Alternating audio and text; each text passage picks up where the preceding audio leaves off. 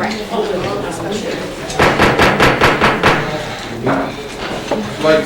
call to order school board budget work session, Wednesday, January 28th, 2015. Clerk. School board members are present, please respond. Mr. Copeland.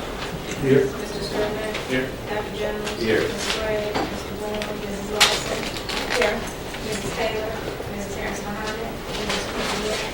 Mr. Chair, we do not have a quorum. So this is an informal meeting at this time. We just wanted to defer item 2.01 and start with item 2.02. That's correct. Discuss the superintendent's proposed 2015-2016 general fund and CIP budgets.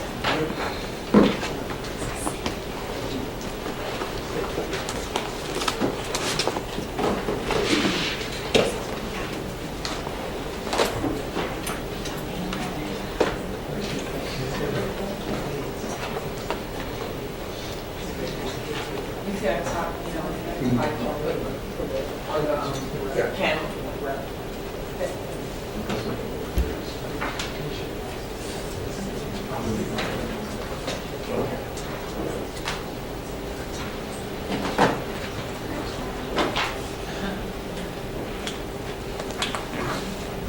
Okay, Chairman, board members, we're going our first work session, digging a little bit more into the detail of the superintendent's estimate of needs. First presented, we're going to start off with an overview of the differences from how we got from the current budget of $262,594,000 that was adopted this year to the estimate needs presentation of $290 million. And we have posted out on board docs an updated version of the information we sent you with some additional information added to it, cross-referenced with a reference letter number to the documents that we'll be attaching to that as we go. As we go through each session, we'll be adding additional information you request or that we're going to provide to you.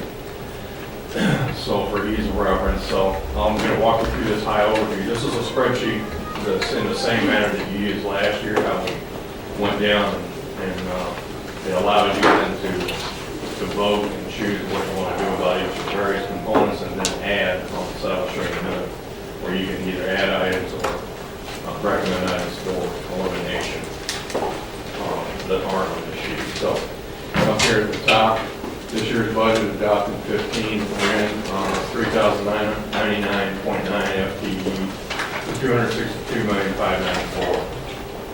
The baseline adjustment included 29.6 positions. We're going to detail those for you there on the insert of maybe P4. But it also represents, even though it's an addition of 29.6 positions, 21 of those positions were class size, per period class monies that were always in the budget, but we converted into FTE this year. You approved that, so it wasn't any more money, but we did convert those dollars that were being used for part-time staff for full-time FTEs to cover those extended class period needs in the school.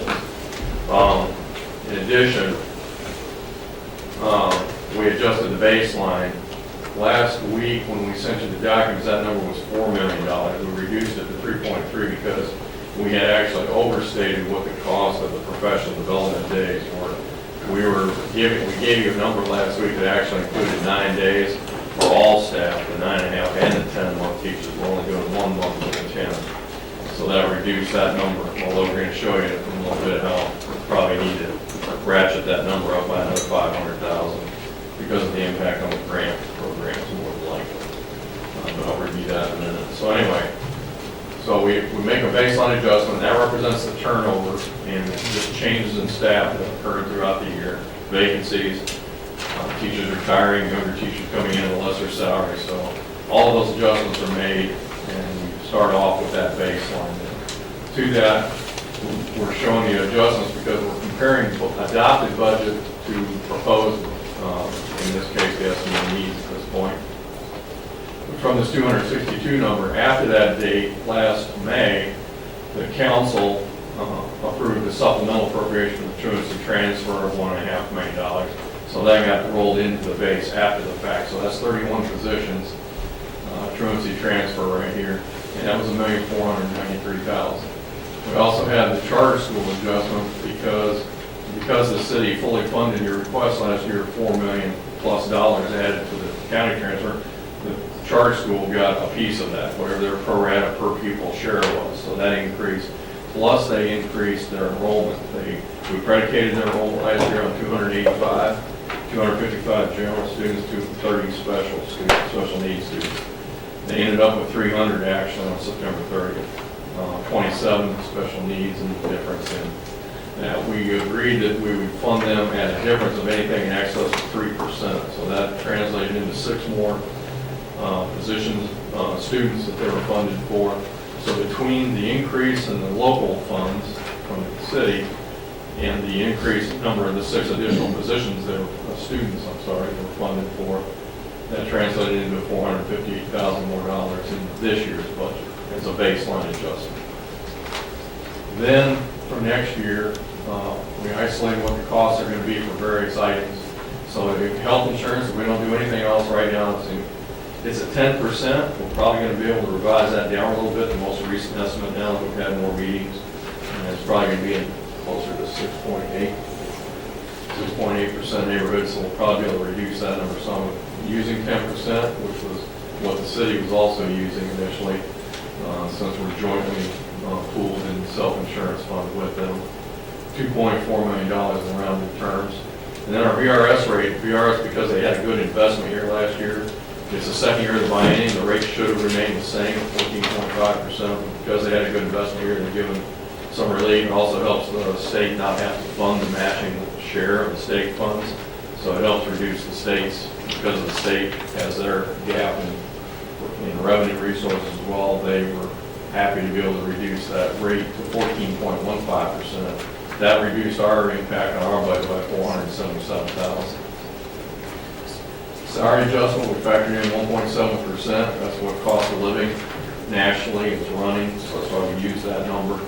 So it's just be able to post 2% for their staff. I think Hanover's at 1%. Haven't heard about Henrico yet. Just to talk about what our competitive market is here at regional. Professional development days, we factored in those 9 days for, again, the 9.5-month teachers. For 10-month teachers, we included 1 day. That's why it says 9 days / 1 day. That's $4.9 million. And then other staffing changes that actually are included in the superintendent's estimate for 16 is included. That's part of the academic improvement plan as well. It's 59.5 additional positions at $4,838,000. And we've got a handout in C1 and B3 that's going to show you the details of those positions. And then in C2, then the other expense, the non-personnel component, is increased by $14.3 million. So those things together, all those things right there combined, add up to this $27,894,000 difference, or 125 total positions increase there. So we're looking at a superintendent's estimated need of 3,225 positions and $290,048,236. So revenue, assuming a $2 million reduction in the state level funding, assuming flat funding from the city, our revenue right now would stand at $260 million, leaving us with this $30,068,000 gap. So that's how we got to where we are. One item, I won't talk about that yet, so let me get to another page and talk about those 29.6 FTE right here that's on the B4 sheet.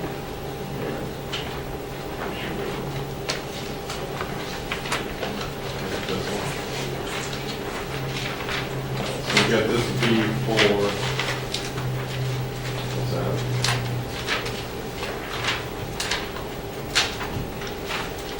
Where is it? Back.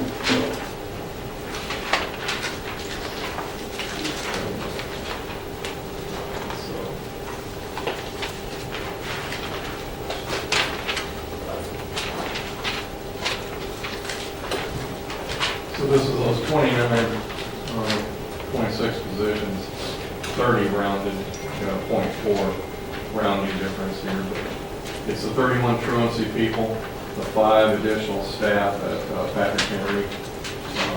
And then we added the 21 converted per class funds, $1 million we had in the budget. All along, it's always been there, we converted those 21 positions that were converted for secondary class use. We added an elementary dean, that one at Broad Rock. Shaw, we gave him 5 additional middle school teachers because of enrollment this year, 2 at Albert Gill, and then we added 1 clerical position for the curriculum and instruction department. So those are the differences that occurred from the adopted budget to the revised budget for this year before we even start talking about 16. And then, so our total positions, and we're going to, Ms. Brewer will go over with you later the detail on these 59.5 positions that are in the superintendent's estimate fees. Okay. All right, now I'd like to take you to a higher level view, just looking at the budget in total. This is on handout D1. Just added to that. Added to that. People printed it out. Was added just a little while ago.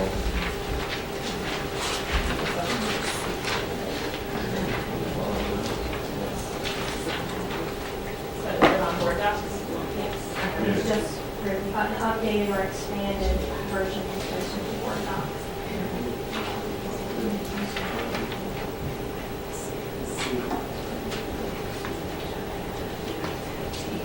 That's where it's going right now.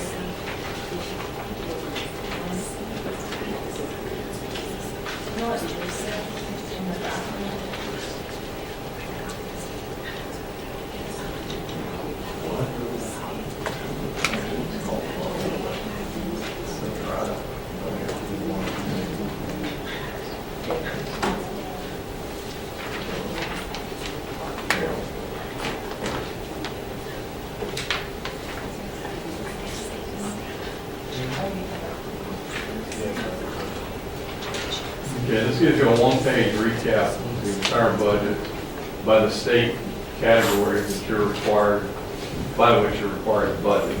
So if you go looking down the rows, you're going to see the categories in the state: instruction, administration, attendance and health, transportation, operation and maintenance, school nutrition services. That's a separate budget for us, but for the Patrick Henry Charter School, that's all that is a little bit of money for them in that function. Ours is in a whole separate budget, separate from the general fund. Facilities, we've got 2 people who actually get paid out of the CIP funds for oversight of those funds that get paid out of our general fund for that oversight at this point in time. It might change in the future. Debt service and fund transfers, and then technology lastly.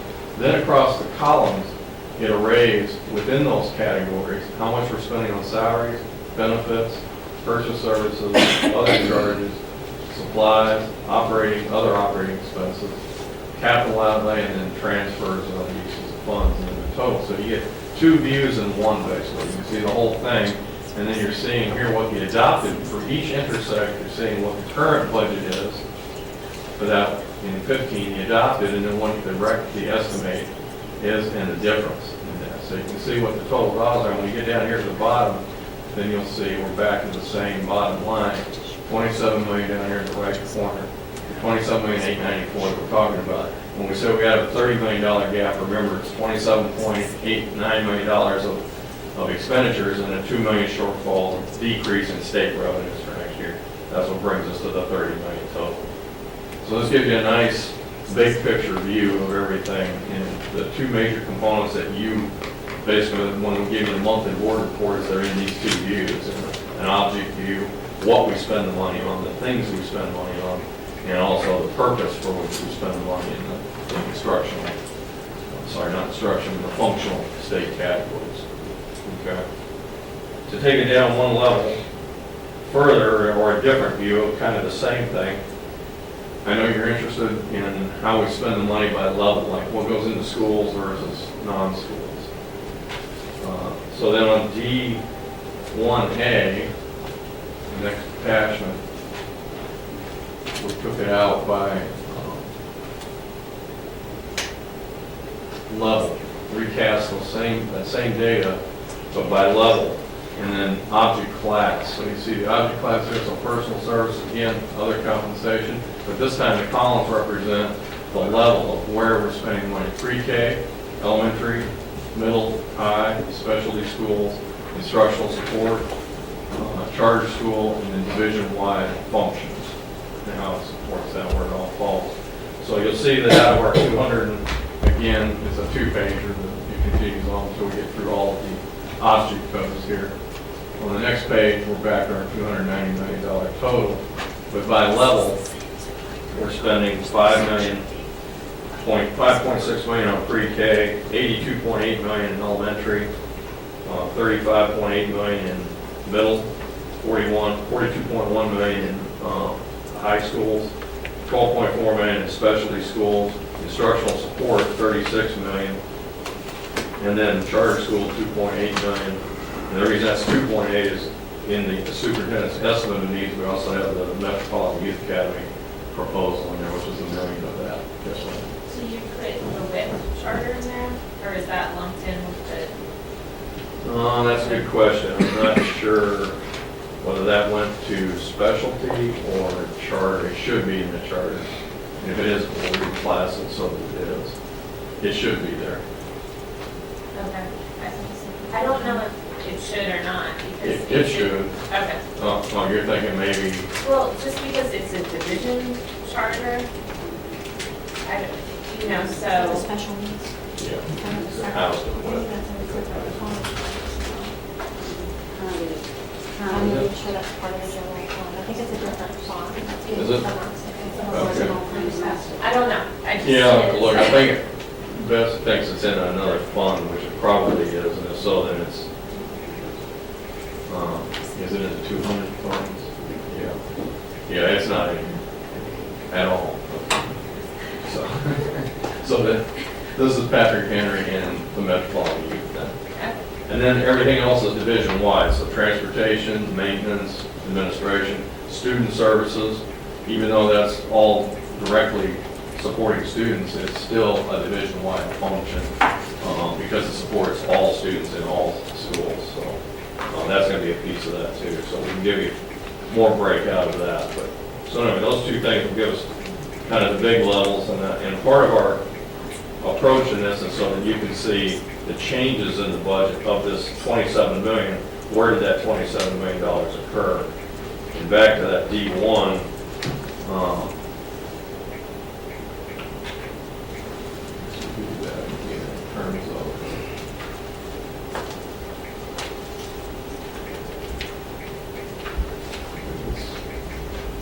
Instructed to see that out of the $27 million increase that we're looking at overall,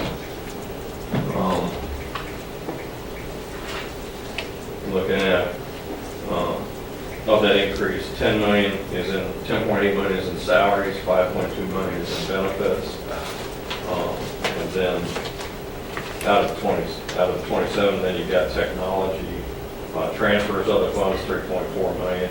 When you look at it from a functional standpoint, 16 million over here in this upper right corner, 16.3 million of that 27 million is in instruction, and 3.2 million of that goes to administration, attendance, and health. The bulk of that is definitely attendance and health, not administration, because you've got this, the truancy transfer as part of that increase there, that 3.2 million, as well as, well, that's it primarily in that increase. And then you've got a big chunk in technology, because there's a lot relating to the academic improvement plan that requires technological support. So that's where the big chunks of the increase are. Okay, let's go back to lastly then to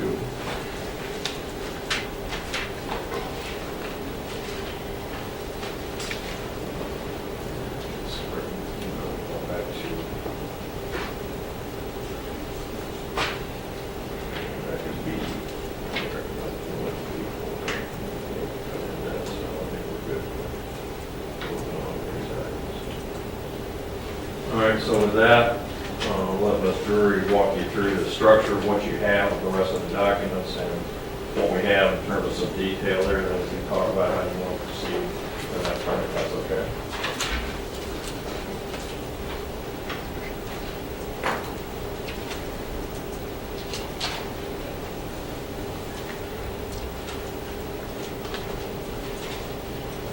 I'm going to take you back to the beginning and kind of walk you through the documents that you have now. Okay?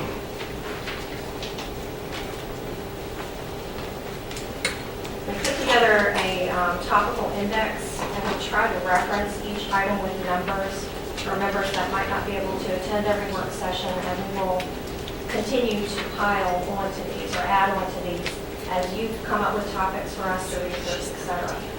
But what you have, which is all posted on board docs now, the first item, A1, is a description of the state aid categories that we received from DOE, or passed through from DOE, based on our projected enrollment and our composite index, the measure of wealth.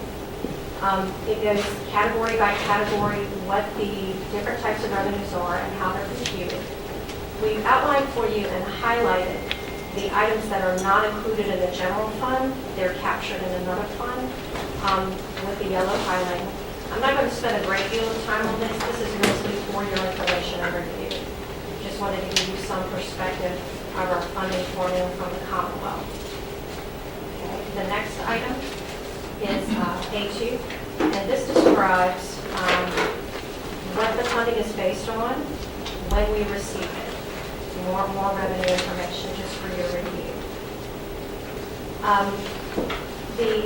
There was some question at our last meeting. I believe Ms. Larson asked about a comparison of the teacher contracted days. We provided this also for your information. It has just describes that we are considering adding up to 9 teacher professional development days as part of the academic improvement plan. And it also depicts or gives you the Code of Virginia. It says the standard 10-month contract shall include 200 days, including a minimum of 180 teaching days or 990 instructional hours and 20 days for additional activities as outlined there. B1A gives you a comparison of some surrounding school divisions, including our big neighbors. It tells you that what the contract is for. Our current contract with RPS states 180 instructional days and a minimum of 11 additional working days for these interventions. And it does not specify, the continuing contract really doesn't outline this. That's just only annual contract. You can see our neighbors have 200 days as their basis, with Henrico at 209. And then we try to outline for you the teaching days, the other days, and the days worked. Most school divisions, even though they say they have a 200-day contract, their teachers are not really working the entire 200 days. So this just tells you the days that are specifically outlined for them to work. And then we've also put on here the hours per day that they are for, for their policy manual. But again, this is for your review and information as we discuss necessary revisions to our contract. The next document, which is B1B, gives you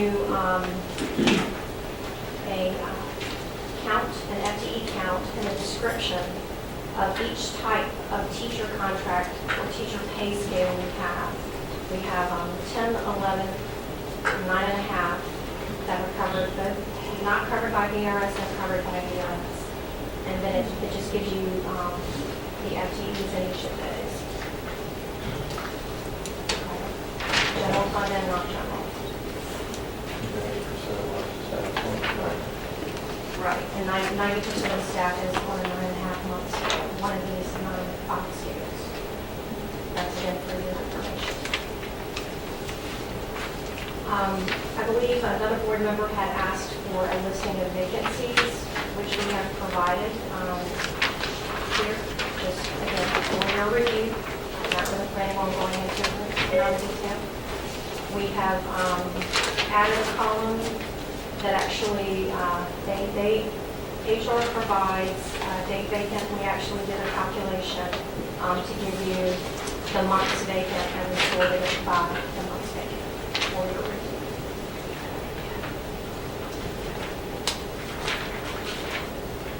This next item is B3.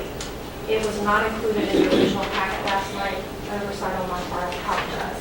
But there are some positions that are included in Dr. Bennett's estimate of needs that are based on state funding. Added state funding, increased state funding. The first grouping is the early reading specialists.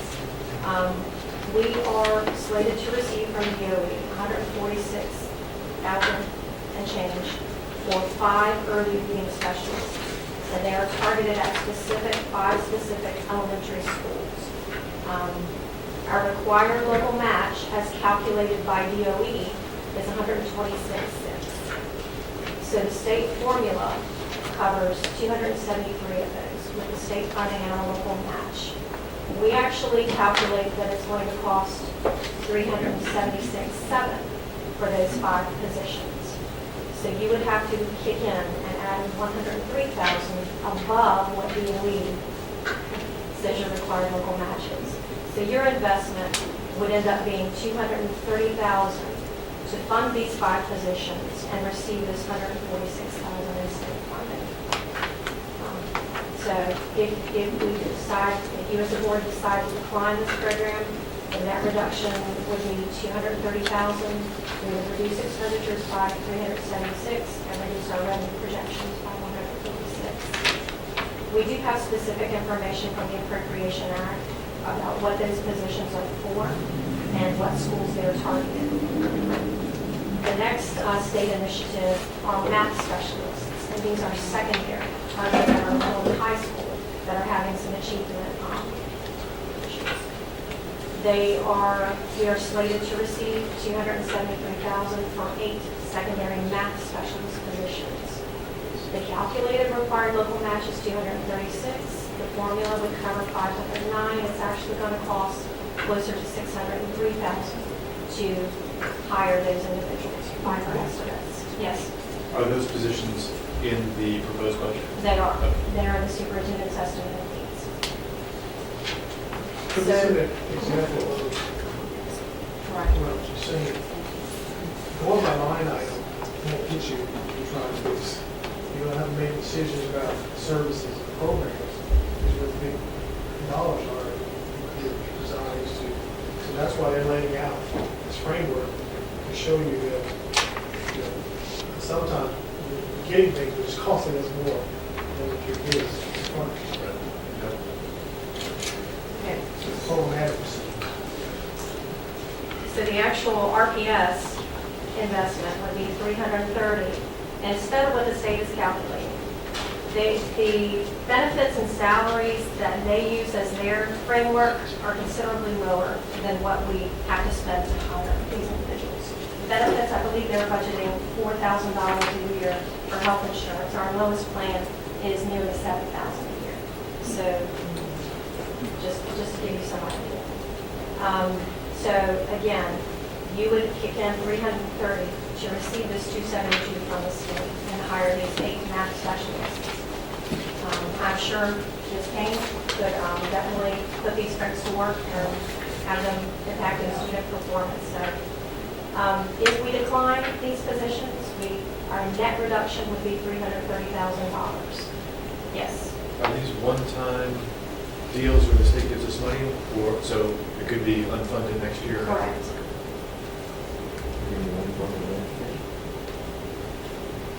Yes. They're saying that's not continuing funding? Yes. We would have to locally continue these. It's based on a period of time on your performance.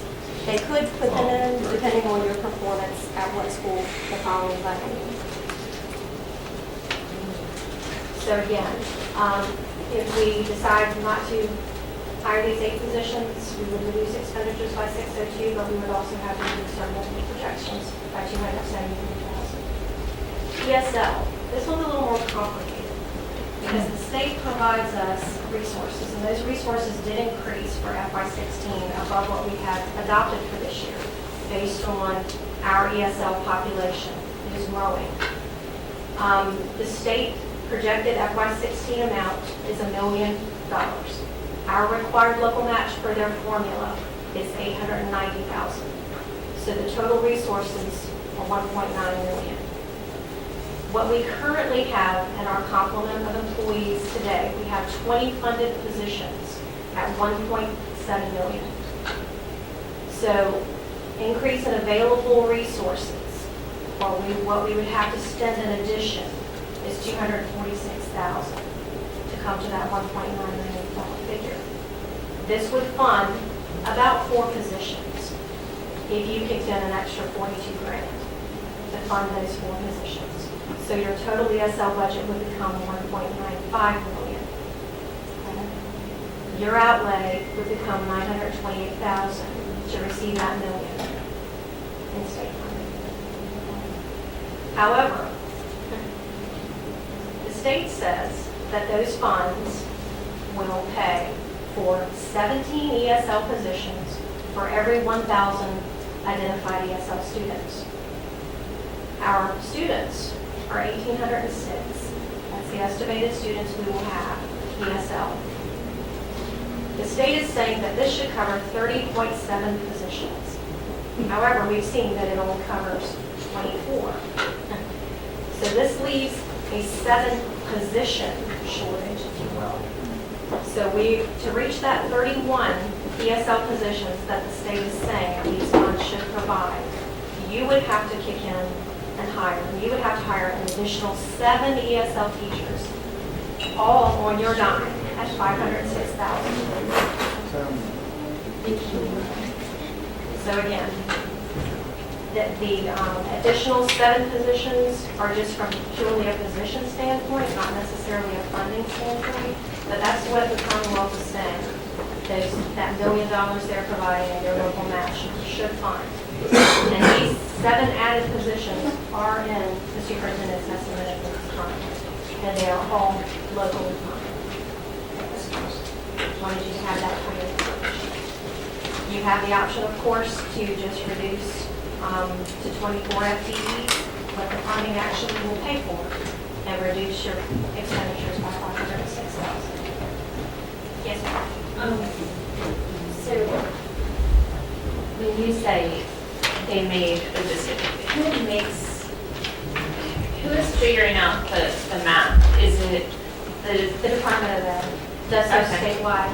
They base this number on our most recent reporting of the numbers, the ESL numbers.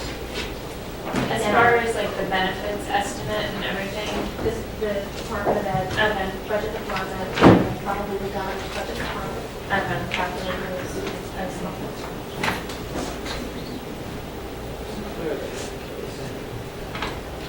Mr. Chair, let the record reflect you've been joined by Mr. Williams, Ms. Harris Muhammad, and Ms. Gray, so you now have the floor.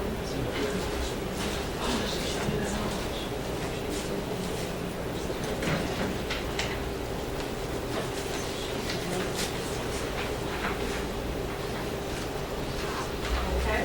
And finally, the state-funded positions, K3 class reduction funding that we received from the state.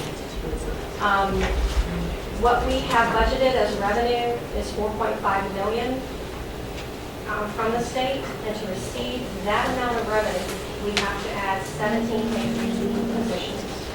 And the cost of that is $1.3 million. If the positions are not added, we will lose $848,000 projected in revenue.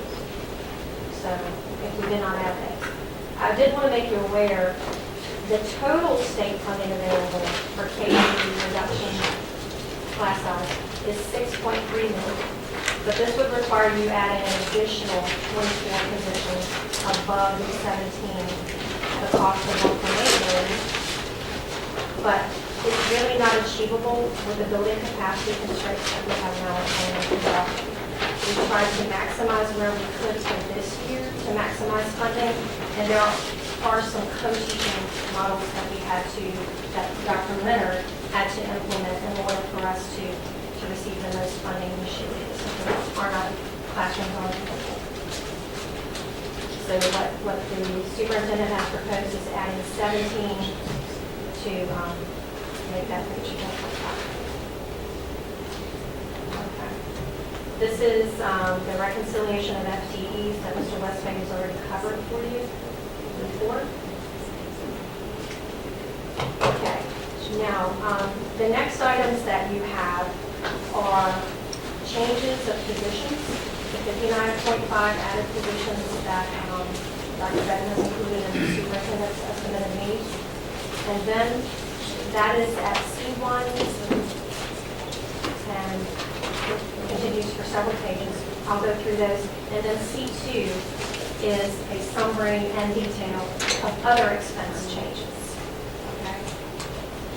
We created different category codes to make this a little bit easier to review. The first 4 are related directly to the academic improvement plan. The positions that are outlined here are related to the academic improvement plan. We'll go through the details. The next 7 FTEs are related to the Benford model change. The next position is related to college and career readiness. The next 2 are related to ESL. The 4 that the additional funding would provide, and the additional 7 that the SFQ suggests we should have. And then exceptional education requests follow that. Positions needed because of the new Huguenot High, class size reduction, maintenance adjustments, other additions which will cover what those are. Those state-funded early reading positions, the math specialist positions, 2 reduction in force, and then positions related to the warehouse closure. Okay, the details of those. Theme 2 of the academic improvement plan, and I'm sure Ms. Kane could chime in on these, related to capacity building. Then 2 positions are proposed, a new PD coordinator and a community liaison are proposed as a result of that initiative under the academic improvement plan. Theme 3, tools and programs, proposing to add 2 activities directors. Currently, I believe our activities directors are teaching several periods during the day. Yes. And then to add 3 electives teachers. Next is monitoring. 3 new middle school coaches are being proposed under this academic improvement theme. Intervention is the 5th and final theme of the academic improvement plan, and 3 social workers and/or psychologists are being proposed. We've tagged them all as social workers at this point, but those will either be social workers or psychologists. As the details of the plan are worked out, Dr. Boyd and Ms. King will make the decision, or after it's approved, make the decision as to what the definition should be. The next category is the Benford conversion, and those 7 positions are directly related to the fine arts model that's being proposed at Benford. 2 music teachers, dance teacher, theater, visual arts, and then a computer technician because of the springboard technology that will be implemented.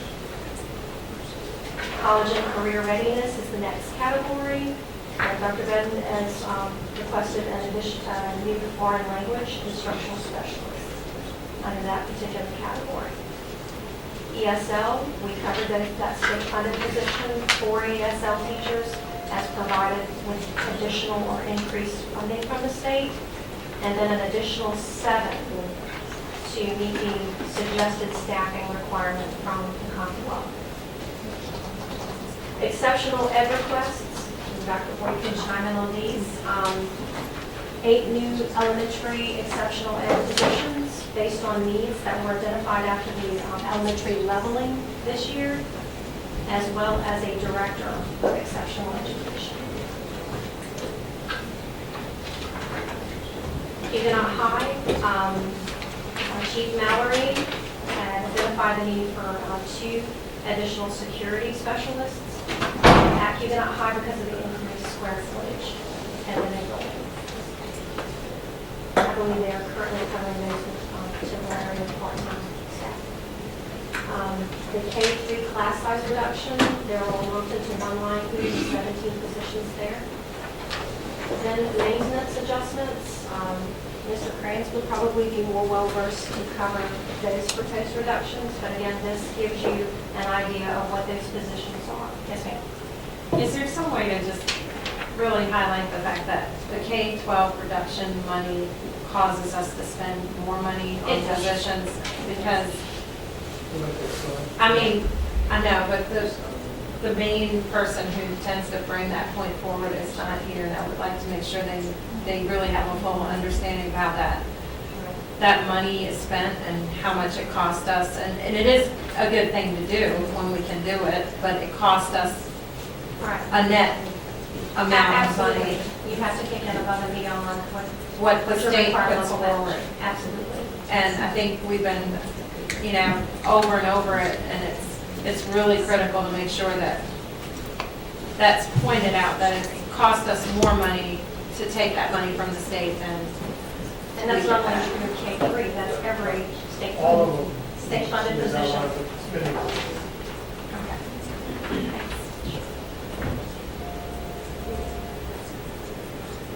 All right, maintenance positions again. Then the two that are just kind of generically tagged as additions, two clerical positions are being included here.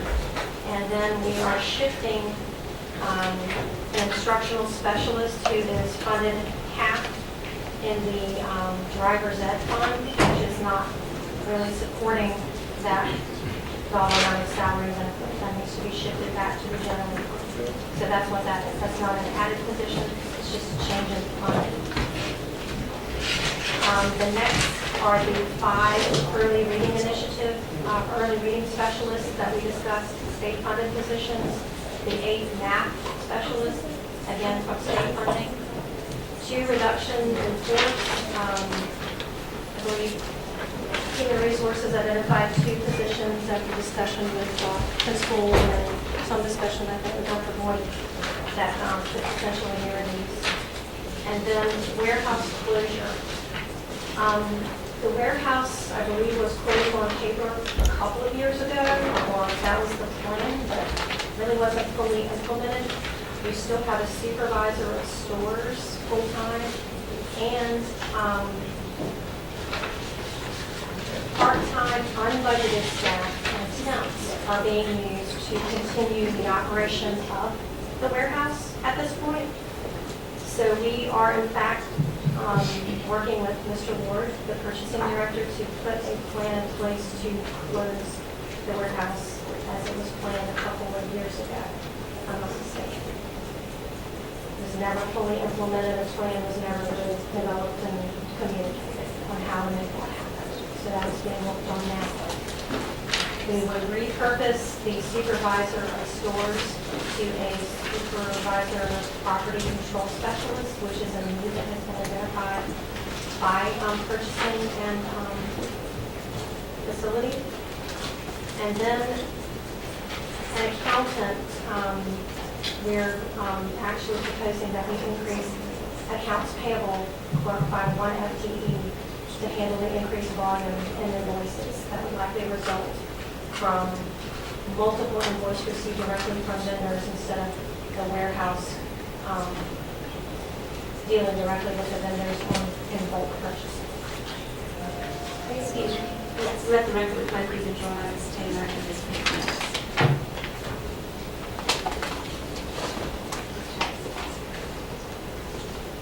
The next category that you have is other expenses, and they have a similar theme. We tried to tag those with the AIP theme if they're directly related to the academic improvement plan, and to provide you with a description. What category is that? The Benford conversion, athletic equipment, maintenance cycle, co-curricular activities, college and career readiness, transparent governance, exceptional ed requests, fine arts enhancements, governor's school changes, HR improvements. We've tried to give you categories as to what initiatives these increased requests fall. Whether they're mandates, new charter school is outlined here, $1,080,000 for the Metropolitan Prep Academy. I believe you'll be getting information at an upcoming board meeting about the staff's recommendation and review of that particular application. Then there are some generically listed as new. We did have some decreases proposed in here, in addition to increases. Transportation changes, technology needs, the list goes on. But all told, these changes total $14.5 million. And there are several pages that follow that give you detailed descriptions of what those changes are. Okay, category by category. I don't know whether you've had much of an opportunity to review it by the time it was posted yesterday evening and today. But if you had specific questions on those, we'd be happy to entertain those, or if there was an area that you would like us to cover in more detail, we certainly can do that.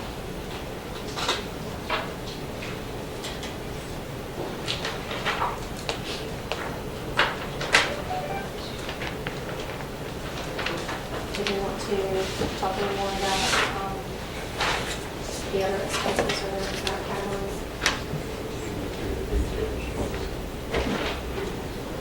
I've been in the summary of the expenses. Do we want to go through each detail? Would you all like to go through the details this evening? Okay. Can we highlight those? I mean, all of it is important. Yes, absolutely, absolutely. Are there any dramatic adjustments, changes that we need to be visible of, concerned, instead of going through every line item? Well, that was the point of putting these category codes together, so you could see that these really outline all of the $27 million of change. So there's other expenditure, the non-personnel side of it, and then there's the personnel side. And we use the same kind of similar categories on both sides. So that outlines for you in the chunks what's changed completely from this year's budget assessment. Yes, sir. So then if there's something you want to ask about a category or a specific item, so the AIP stuff's been laid out by the 5 teams. What the associated cost and number of positions are. Well, these are just the other expense costs, the positions were outlined above. Yes, ma'am. The governor school changes, is that indicating both governor schools or just one? It is the tuition rate for both. Okay. And we,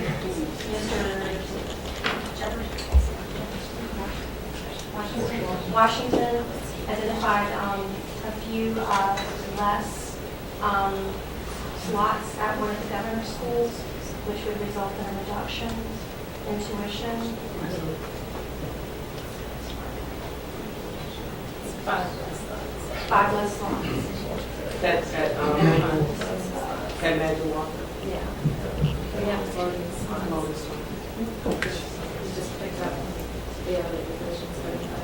Okay. This is the 6th category here, and there will be 5 fewer slots or seats at Maggie Walker. So that will be a reduction in tuition.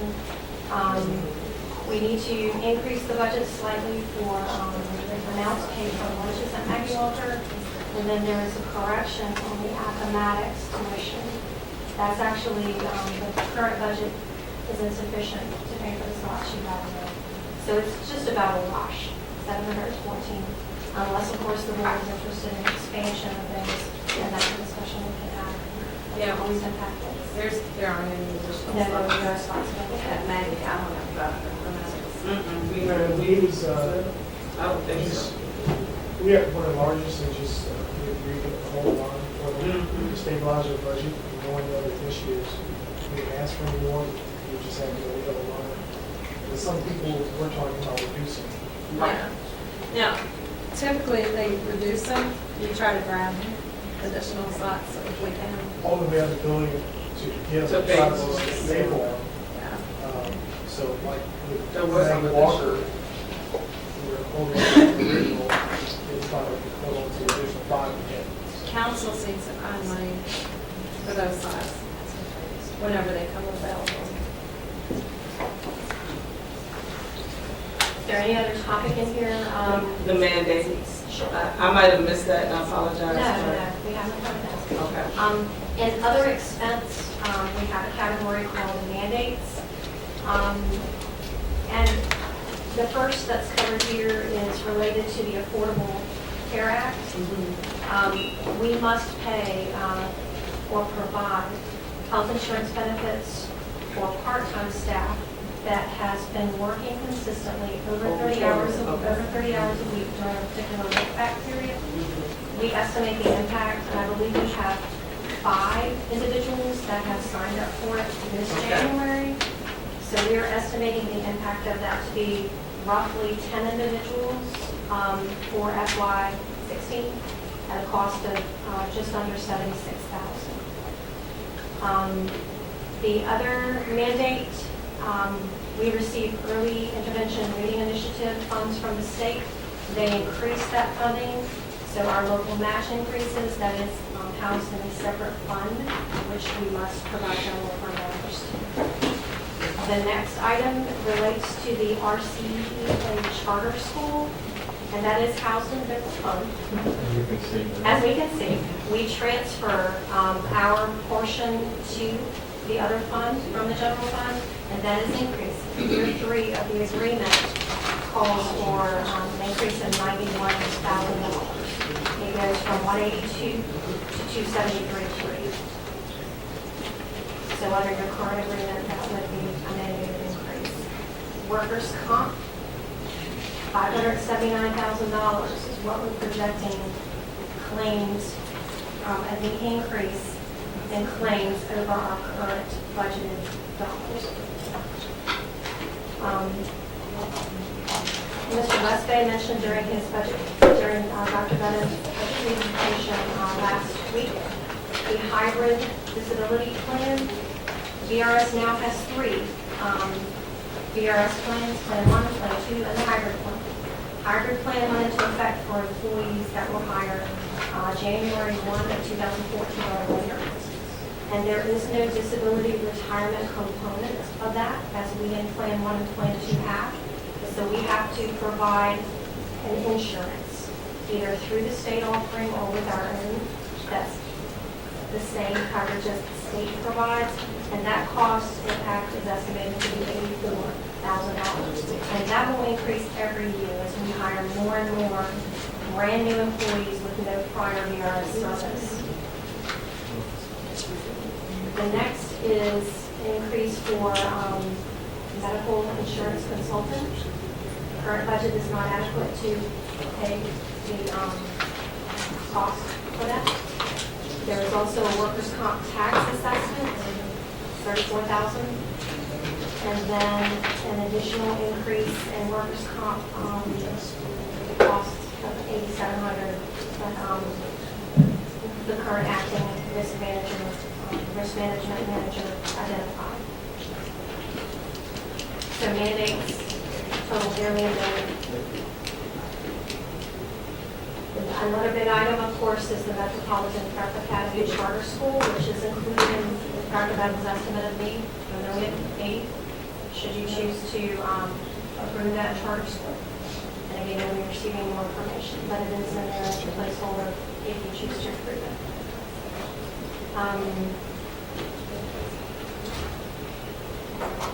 Other significant Question for you. Yes, sir. The athletic equipment, replacement, 1.62. Yes. So we have it in here for each high school. And what I see, is there more going to whip? It's following the same model that we did for band, Okay. where we rotate the allocation. one high school will receive 100, the others will receive 15. Right, and that so it will rotates on a rotate cycle. Okay. Okay. So you need one large infusion one year, but some sustainability money the other year, and then you just keep rotating in the cycle. Okay. So WIC will get that lump sum this year? Whoever, I will look at rotation, but whoever's coming up, like, just like with band. Right. The AD came up with a schedule, and then we'll rotate. Okay. And it could be that we shift that 100 to whomever is identified with the greatest need.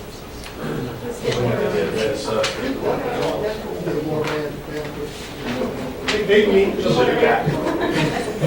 Dr. Jones, they meet, after they get the application, then they send a proposal to us for the rotation schedule. So I wait for them to suggest the schedule of rotation to us. We don't get into that because they move the process of discussing. Okay. We took leftover money this year and did this, but it wasn't a line item. And they, at that point this year, just decided to focus on their weight rooms, and everybody got a different lot. Okay. So we start with the premise, and then they send back a plan that I either say yes or no to. So I'm trying to give them some flexibility to discuss it among themselves. Right. Okay. But are there initiatives that you would like to discuss, or I can go back to some of the larger ones as far as exceptional and of course, a very large one.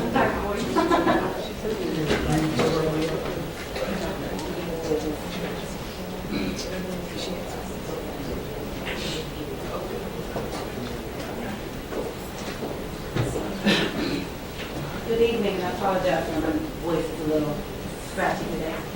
You will notice that there is a significant additional request for exceptional education. And it is highlighted in your packet with some details, but I just want to bring a couple of things to your attention. The one area being professional services, we've talked about it in some past years, but just as a reminder, we have a number of contracted speech language pathologists, not because we haven't been seeking and searching for those folks, but just it's a high need area across the state. In order to capture additional speech language pathologists, they're on the teacher contract, but they also get a 15% supplement. But despite those incentives, we still find ourselves struggling. So in essence, every time we lose an RPS speech language pathologist, we end up contracting one from an agency. And when you look at the salary schedule from what a novice speech language pathologist would make, even with the supplement and salary and benefits, we're still paying more per hour for a contracted person. However, as you know, those services are outlined in student IEPs, and we're mandated and required to provide those. Beyond speech and language, occupational therapists are also a hard to staff area. So again, we have a contracted occupational therapist. That is the bulk of the funds for our professional services line. You'll also notice here that you'll see some additional monies incorporated for tuitions. As of 2011, CSA no longer contributed towards the funding of behavioral aids. And behavioral aids are for some of our students with disabilities who need some additional support with self-regulation in the classroom to be successful. And so those persons have an adult with them at all times in classroom and throughout the transitions. So if you see little ones or bigger ones walking around and you see adults walking closely with them, and 9 times out of 10, those are behavioral aids as an identified support in the IEP. With the elimination of the support for behavioral aids, RPS is bearing the total cost of those services outlined in our IEP. Previously, we were only paying about 40% of the cost, and now we pay 100% as of 2011. As we work to try and have students be in the least restrictive environment, i.e. the general education setting or public schools, we really try to provide supports in our setting prior to having students being placed in a private day setting. So our numbers of students in private day has decreased over the years, but our numbers of students with behavioral aids have increased.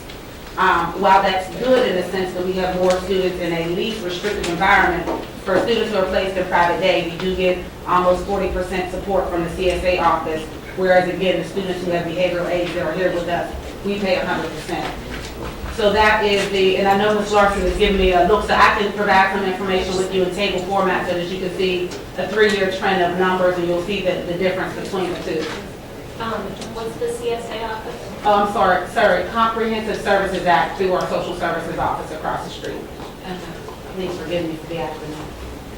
Do you know about how many behavioral aides we have in the district? I do.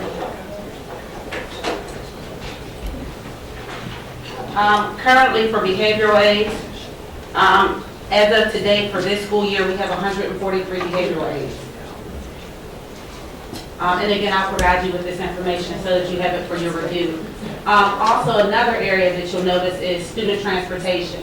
While we do have a phenomenal transportation department that's making strides and gains and do provide a great deal of support for students with disabilities, we do have some students that are placed in schools that are outside of Richmond, and some students who are serving under the McKinney-Vento Act that are also students with disabilities. And so we have to contract additional transportation services for them. And so we have some students who are placed in private day schools in Chesterfield, some who are in Henrico. And our school buses do not travel to those areas, and so we have a contracted provider. Some of those students that ride those buses also, again, need some assistance with self-regulation. So in addition to providing private transportation, some of those students have an additional adult riding that transportation with them to ensure that they and others are transported safely. Beyond the placement of students in private day, we do have some students who require door-to-door transportation because they may be non-ambulatory, and depending on their location, school buses may not be able to access them. For example, some students who live in our cul-de-sac. And so again, those are extreme cases where we also have to put those students with contracted vendors to provide that transportation to school.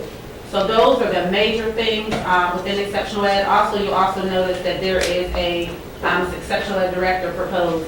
While I love exceptional ed and I believe that the team is working diligently, as you know, special ed is very, very complex. It's not only compliance, but it's both instruction. And with supporting the other persons and other departments that are in place, I feel that we would be doing a disservice to the exceptional education department as well as the division as a whole to not have someone who can solely focus on the advancement and progress of that department for our increased student achievement. So you'll see that that's listed there as well.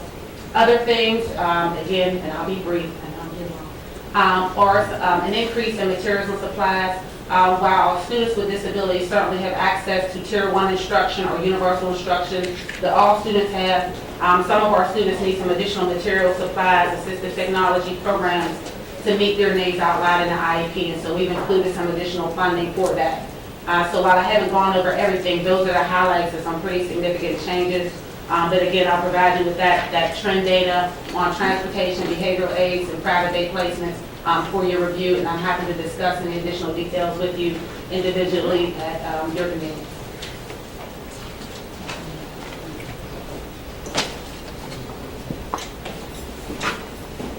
So those are the highlights of the increase in exceptional ed. Again, those requests total an increase of $2,077,000.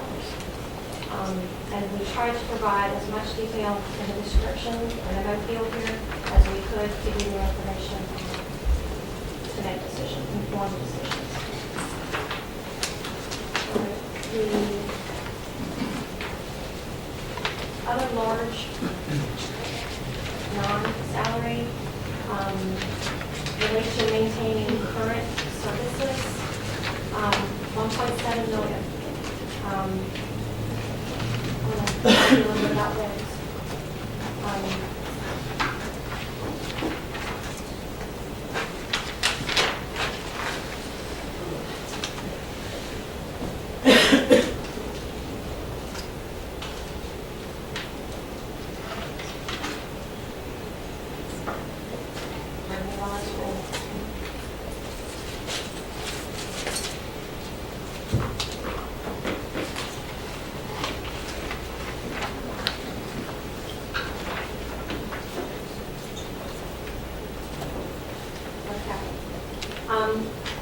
We currently have some initiatives or some services that we're providing where our current budget is inadequate to continue those at the current levels. We have we implemented board docs this year, we have a legal waiver. That's currently not in your FY15 base. So we would need to increase the budget to provide that service. There is also an individual that we're using on a part-time basis to provide advice, I believe, or guidance to the board during the discipline hearings. It's currently not budgeted. We have a security equipment grant from the state.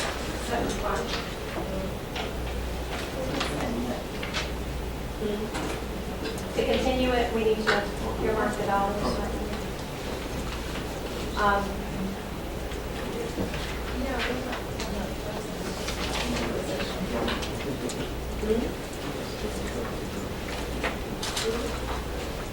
Okay, and another area, we received a school security equipment grant from the Commonwealth. We have not made provisions for the local match requirement of that. We are eligible to receive up to $100,000 annually. The local match needs to be budgeted as a transfer from the general fund, $25,000. Additional legal services. When your current attorney cannot provide services due to maybe conflict of interest or employee representation, that added cost needs to be accounted for above and beyond what we currently have budgeted for legal services.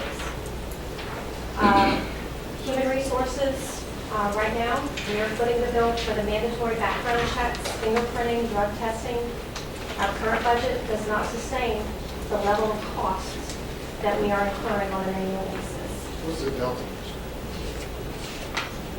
About 98.8.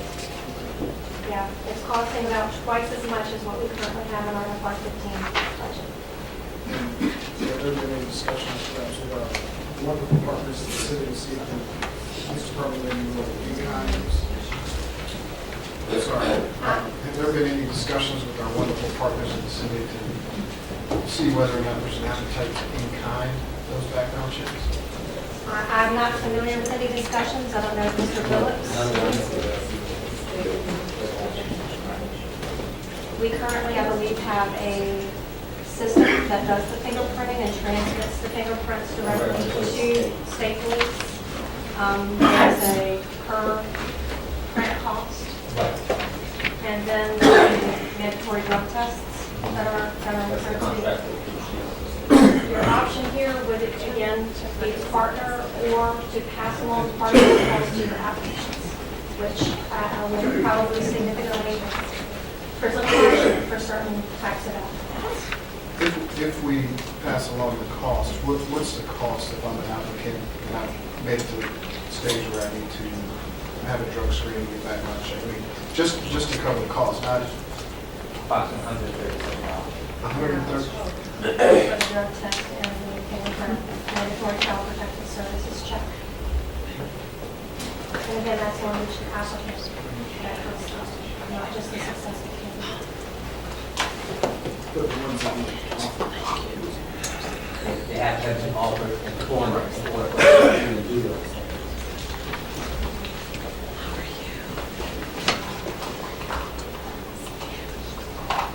And we try to provide some information when there is a delta, as you put it, as to what we spent in FY14 compared to what our current budget sits at. Service awards, human resources indicated in the 11.5 increase to continue what we're providing to employees in the way of service awards.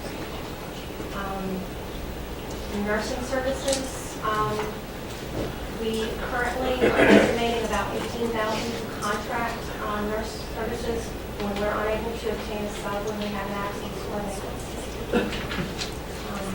So those are, maintaining the current service level. There are also some position-related increases related to service.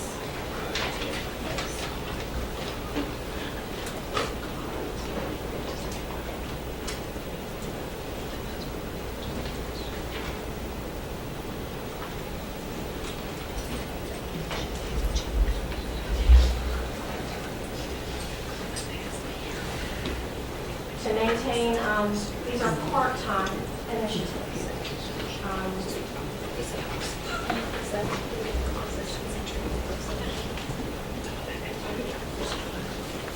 We've identified about 65,000 in other budgeted, if you will, in the testing department. We are currently engaging part-time services for staff that are not budgeted to provide reports and to manage testing services. I'm sure Ms. Kane could provide more details on that, or Mr. Richardson. Inadequate identified budget for clerical substitutes. Custodial services. Mr. Kranz went through the support services section of the budget and identified a number of reductions, but he has put a placeholder in $500,000 to either fund additional custodial needs or to contract services. Safety and security, we currently have a deficiency of about $72,000 based on our FY 15 estimates of expenditures for covering overtime, security, subs, and overtime. Transportation is a big area where we typically have a delta between what's budgeted and what we actually spend. And Mr. France has identified a need for an additional $400,000. You should see the budget actually last year. And then also a light for monitors.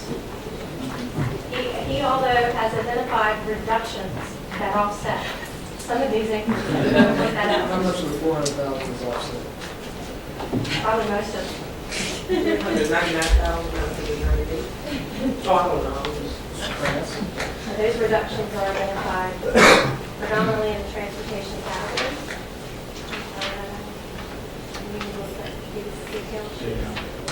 I mean, essentially in the transportation area, the bulk of our savings are going to be about $1.7 million, approximately 1.5 to 1.4. Where transportation has to add dollars to the pot is historically, transportation runs about $2.5 to $3 million over its budget year to year.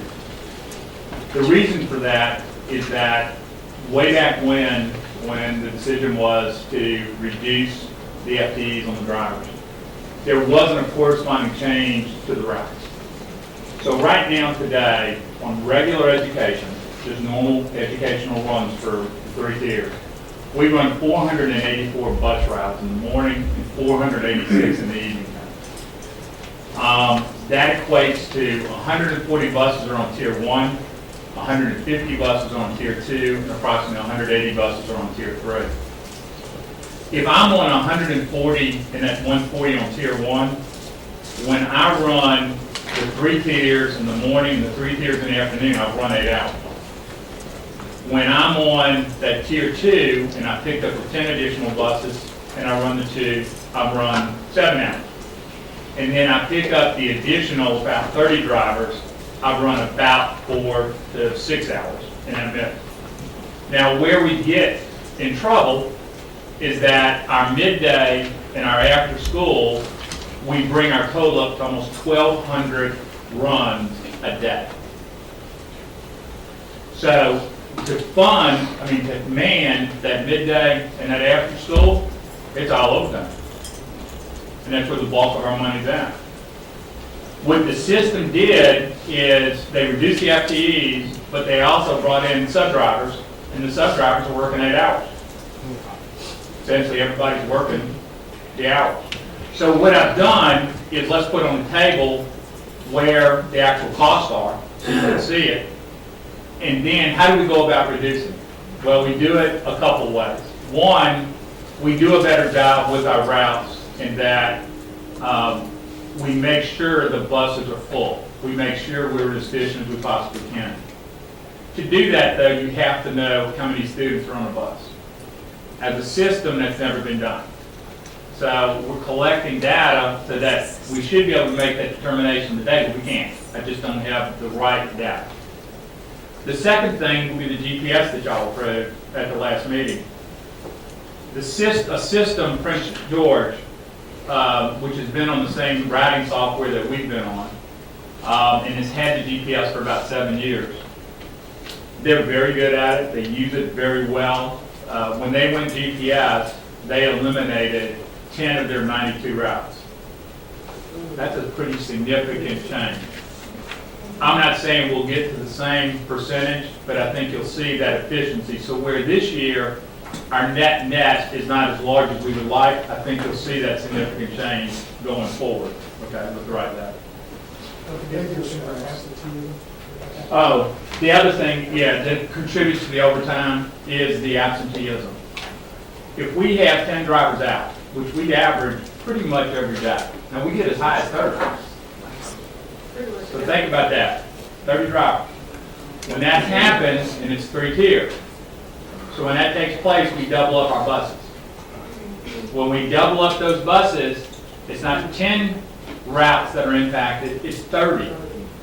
It's not 30 routes impacted, if it's 30, it's 90. And that's the domino effect that takes place, where the challenge. The other challenge that you have is, as we said tonight at the meeting about start times, we have a lot of different start times out here in school, and a lot of different end times. We're not uniform, we're not consistent. That presents unique problems for transportation, because then those buses aren't available because it's not in even numbers, okay? That's there. Because of that, it makes it a challenge to make sure we've got the buses where they need to be. I have a situation right now that a board member we're working on that I have 2 buses that's late just about every day. For me to correct it, I probably need to change right at about 22 other buses. Think how many students that is. It's just not practical this late in the school year. So it's something we'll correct going into the fall, but it's not something that's easy because of the way the assets are located and the way we got the different runtimes. The purchase of the new buses and why we want a second round is also the same effect dominoes if the bus goes down. So that had been creating, and as we're replacing the new buses, we have at least ability to put another bus on the road if you have a driver available. But all of this also negatively impacts the structural program. We pretty much have to relegate when you can do a field trip because of the runs, and sometimes it'll snowball into a problem if there's an athletic event, especially go to postseason, they have to leave earlier to get to a place. So then we've compounded that issue that happens. So we don't have a lot of room for nuances, and they just ripples effect across the system. Yes, sir. And there is a transportation category that recaps most of what you just covered, but we are projecting $450,000 less in fuel based on both the lower cost of fuel, as we will benefit from recently, and because of the newer buses being more fuel efficient. So although you see increases in some areas that are tagged as transportation needs, you also see reductions in other areas. I have to say that Mr. Krantz was probably the most diligent in examining his current budget and planning for reductions in addition to increases where he had, or trying to cover his increased requests with reductions.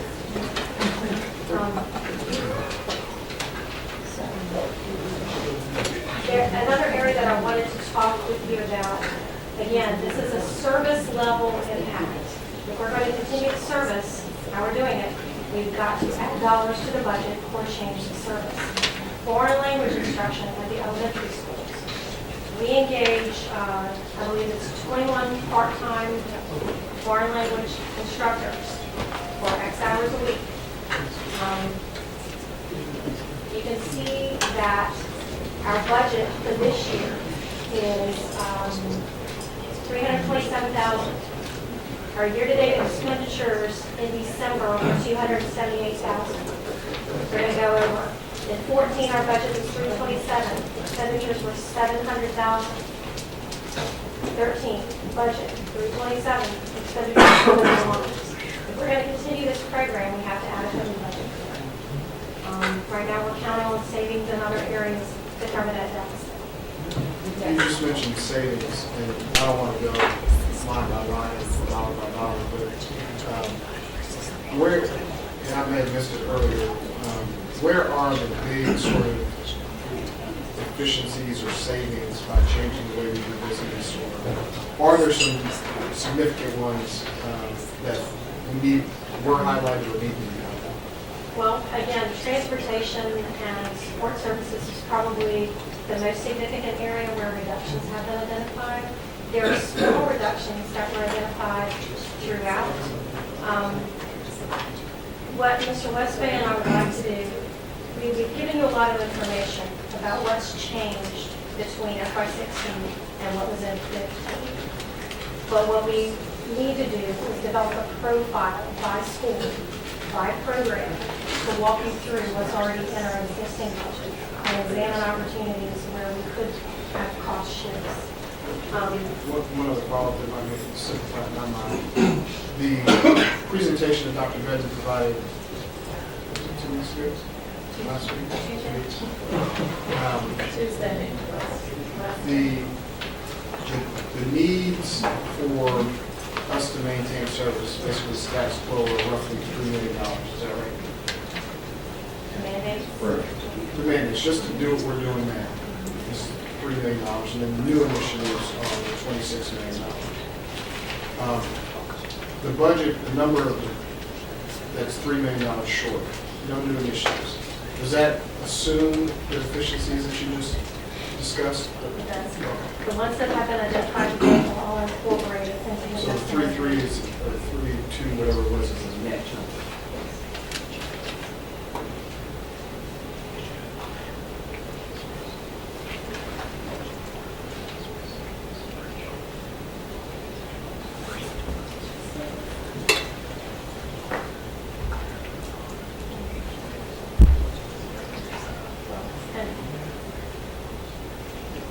The last item that is in your packet, and again, it was just added this evening and posted on board docs, is a detail to kind of set the stage for that. Well, there is another, this is our school budget targets, if you will. The schools are provided with resources that they manage directly based largely on their student enrollment at a particular date and time, and an added amount for students with an IEP. So all told, 2.9 million, nearly 3 million in resources are sent to the schools or allocated to the schools for them to manage to purchase materials for their buildings. I wanted to highlight that. I know some of you expressed an interest in that several weeks ago. So we've given you the formulary of how that's traditionally done and how we did it. We have incorporated in the superintendent's estimate of needs another $750,000 to be allocated on a needs-based model, which we'll cover with you at a subsequent meeting, based not only on enrollment, but particular types of students or needs that that school has. So.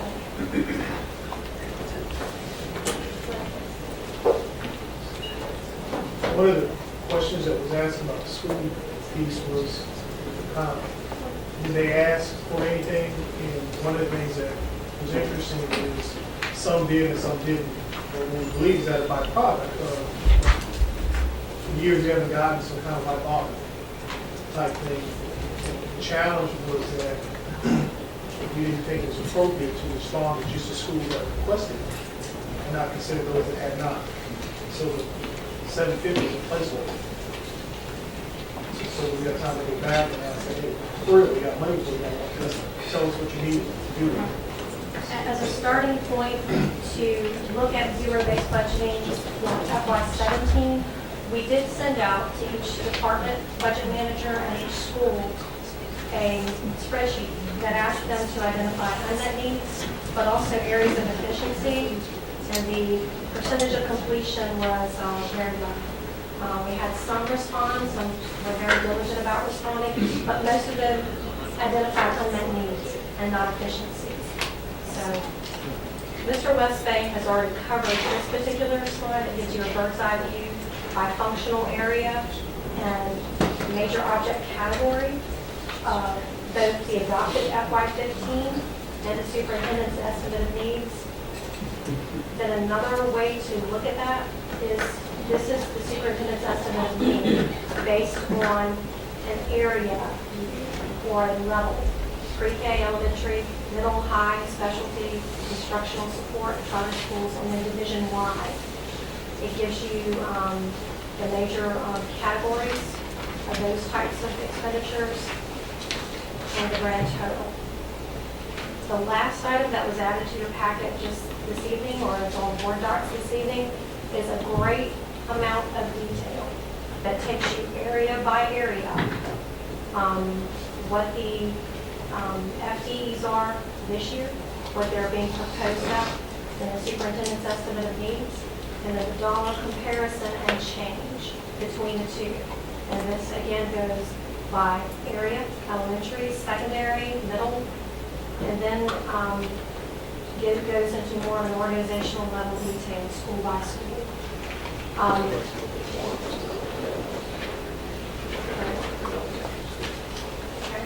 Just to give you an example, Bellevue.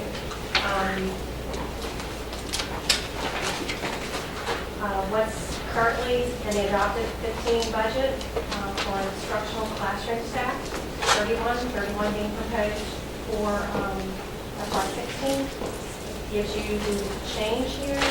This change is comprised both by the 1.7% pay increase and the up to 9 professional development days that are included. And it also gives you a program breakdown, object by object, classroom instruction, what types of teachers are budgeted there. Yes. I remember last year there was some concern about whether or not there was resources allocated to individual schools on an equitable or consistent basis. That's something that you all have had a chance to take a look at. No, that's going to be one of our next exercises, so we can show you what the allocation would be based on the formula. So if we're applying that formula. For materials and supplies, there is equitable, it is based on student population right now, and then an additional dollar amount for special ed, children with IEPs. However, from a staffing standpoint, don't know if that's Well, examined or not. But standards are being employed, and then we are Right. using staffing standards, so the question will be whether over time, shifts have occurred for whatever reason, and where they, so how does the current staffing complement compare to what the standard applied to the current enrollment as of September 30th? What does that look like? So we'll share that with you sometime. But this shows you where everybody is currently assigned by subject, by program or subject level, how many teachers for art, PE, English, math, whatever. Because I recall, I read this going through just picking schools last year and looking at what their total school budget was, and then divide that by the September 30th enrollment number. And we had some schools where it was like $6,500 a year per student. And there were others, it was like $14,000. Well, the other thing we really need to do to give you a proper view of an allocation is to base everything on an average salary system wide. Because otherwise you're going to be seeing a skewed number per pupil by building just based on the age or the differences in age or the faculty or experience. That's going to be the major driving factor. So, and with the schools as small as we have, it doesn't take a whole lot of change in those dollars to make a big impact on the per pupil variance. In regard to Bedford, what are the numbers look like there? And we have something like the tutors that they were initially assigned that came from Frank's project. Yeah, is that included in that $750 amount? No, that's a separate question. Okay, $50,000. That's separate. separate grants budget as a strictly general fund. There's still another $40 million in other funds and all the grants of Title I and IDEA. and all those combined. And I'm sorry, I can't really, is that incorporated in this? Not in this year, we're only talking about the general fund budget at this point. Is there any discussion? Yes. Denver's general fund staffing and resource allocation. Questions? Can you explain to me a little bit about, you, and maybe I don't just truly understand this, but when you were just talking about allocations for the student and then you get an extra, it's an exceptional ed student, does that equate to the per pupil cost? Like, for instance, it's been said that our per pupil costs are very high. Everything we expend contributes to the per pupil expenditure that's calculated statewide. Not only your general fund budget, it's the staff you have, the benefits you pay, transportation, everything is incorporated into that except for capital and debt service. So yes, that would include the grant funding, it would include the materials that each school purchases in the city. But out of that 13,000 number that we talked about as our division-wide per pupil cost, there's no supply allocations, that's $100 of that 13,000. That's $100 Yes. for the supply allocation for each child, and then you get an extra 100 if the child is an exception. And one of the things the council asked, well, the members of the council asked for, is they wanted an analysis of our per pupil cost and what this estimate needs, what it will look like after we factor in this estimate needs. So we'll be preparing that, sharing it, a breakdown of the components of the cost of people. Where is that number? The high number, where does it have interest in the budget? I think I've heard some in previous discussions that there's one place that that's a good concept. Well, it's really a function of three things, of the high needs we have in the division, of the poverty we address more than most divisions. The special needs, we have twice the number of special needs students compared to most other divisions as a percent of our total student population, which requires additional dollars to address. And then thirdly, the small building size. So all those things factor into that higher cost per pupil. Comparing to Norfolk, who has a lot of the same characteristics and demographics and infrastructure to deal with the same kinds of things. Their number is 3,000, this year would be 2,000 per pupil less than us. But really the primary reason for that difference is they get advantage of economies of scale of many fewer buildings. Their middle school and high school are almost twice the size of ours. That really drives that cost for people. Okay, if I could remind everyone, if we could use mics, and I will be acknowledging questions from this point. Thank you, Mr. Chairman. Just one specific question. Which council member can recall sort of ask for a breakdown? Ms. Roberts. And then a general question. In one of our work sessions, when we discussed the decision points that this board has, the big ones, I mean, this is a lot of information. I work hard to familiarize myself with, but I think there are some pretty significant decision points that we have before we move this thing forward. So is it one of those sessions, or is it already? He's opened up with the spreadsheet format since he said that.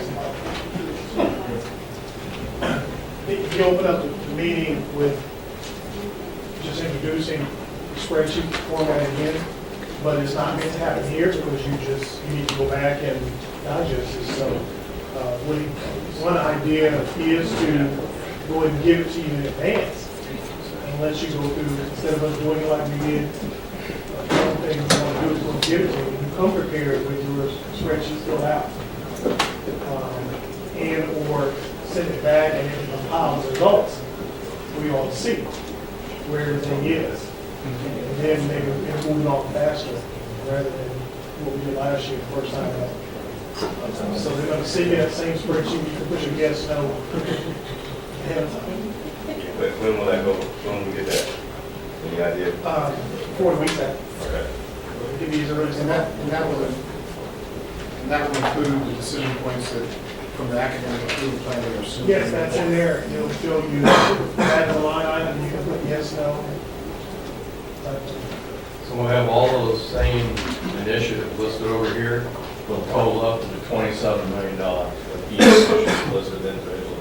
And you'll be able to put your yes or no, and then you can go to this table of cross references here, so that you can read about what's comprised in that particular item. And then if you've got questions, you can call and ask us.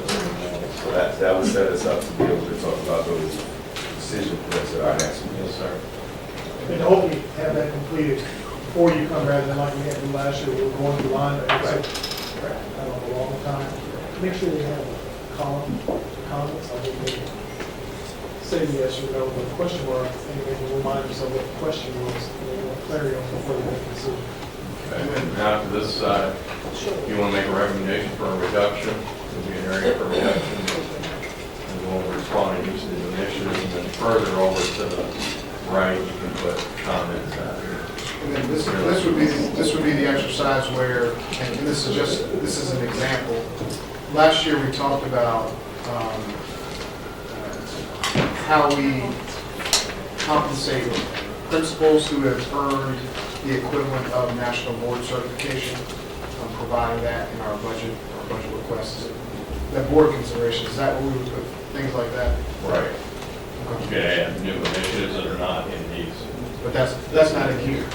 Correct.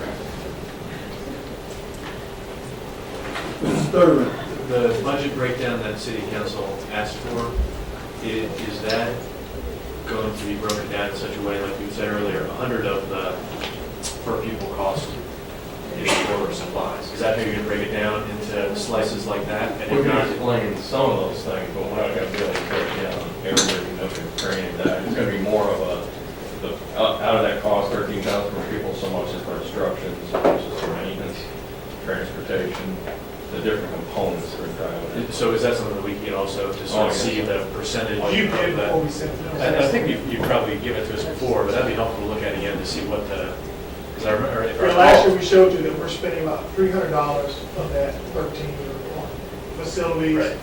stuff like that. Right. We're showing. I remember you compared that to Norfolk and elsewhere. That'd be helpful to see that again, based on the new numbers, what that looks like. I just want to follow through to make sure that we try to say this as often as we can, but oftentimes Richmond gets compared good, bad, Ranko and Chesterfield, where I think all of us would agree that that's not an accurate barometer for Richmond Public Schools. It's more Norfolk, Hampton, Newport News, those sort of first cities in Virginia. And so perhaps while maybe they didn't ask for it, we could provide them comparison. Okay. Are we in the Q&A section?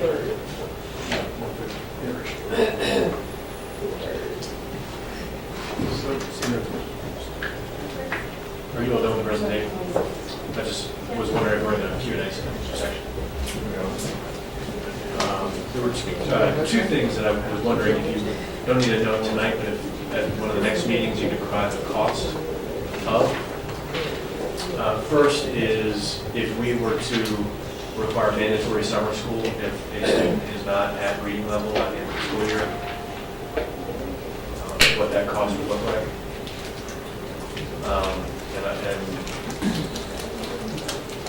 I don't know necessarily what the policy would look like, if it would be for every grade, or if it would be up to 5th grade, or up to 8th grade.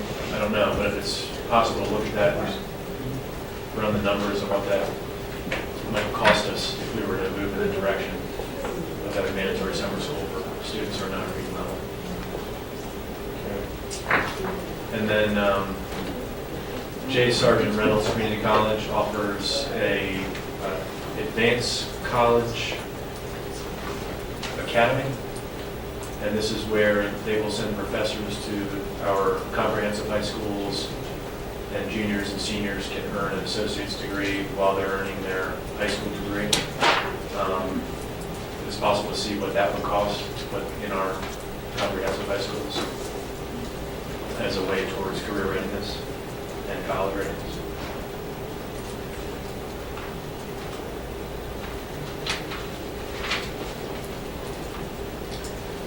And then just a couple of nuts and bolts numbers.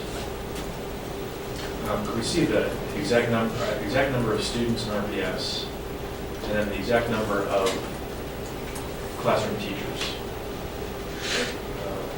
I've gotten that number from prior folks before you all got here, and sometimes it includes instructional assistants, and sometimes includes various different things. But it would be helpful to just see traditional classroom teachers, how many we have, because I've never gotten that exact number. Ms. Dux? Is there an opportunity to also, and this may be more in the facilities, but over in the south side, we're using trailers. Is there an opportunity to understand how much longer do we think we'll be He's using? coming up next. Okay, Tommy will be coming up next. okay, I'll ask that of him. Thank you. Ms. Larson? First, I just want to say, you guys did a really amazing job. Like, my head is kind of spinning a little bit because, and I think I heard somebody was here till 4 a.m. So I really sincerely appreciate it because I almost feel like I don't have any questions because I know it's all in here. And I just need to, spend a couple hours really digging into this. So I really appreciate your efforts. Okay, couple questions. You talked about truancy, and I know we got whatever that was, like the 1.7 or something. Now, most of that was positions, correct? That 1.493 took over everything, like transfer to, but we had given them a budget on the front end and said that we were going to need closer to 2.1 million. So we said that we would look to try to add that difference in a year or two. When you say, look, we just said it in my meeting with CAO, that we would add the difference to this year's budget. Right. And at the time, that was under agreement that they understood that that's the place to address it. So are we, in our budget statement of needs, whatever, okay. I guess we're including I realize the language. Are you assuming that we're getting whatever we got last year? Yes. Okay. That is in the base. That's in the base, the 1.49 or whatever. So the only extra that we're asking for operations in truancy is the extra that we already 67, asked them. Part of that $30 million debt. Okay. I think that's important to notate somewhere, and I don't know if it is like with an asterisk or something. And also when we do go to city council, just say, hey, we've talked about this and folks made a commitment, because I remember there was a public commitment. Okay, so that's one thing. I looked briefly at the utilities stuff when you all were going through that page. Are there any realized utility savings in our new schools that we've had for 2 years and a year now? I don't know if that's what the grants people. On the elementary side, there has been, I'll pull the exact numbers. The middle school, still, the jury's out on that. That's a fairly sophisticated computerized system. That has had some struggles getting up and operational. And then the high school, we're just getting started. So, and what will be difficult there, I'll have the computer on a square foot basis because the 80,000 additional square feet, you can't look at it just in total dollars. We may be more efficient, but still spending more dollars because of that increase.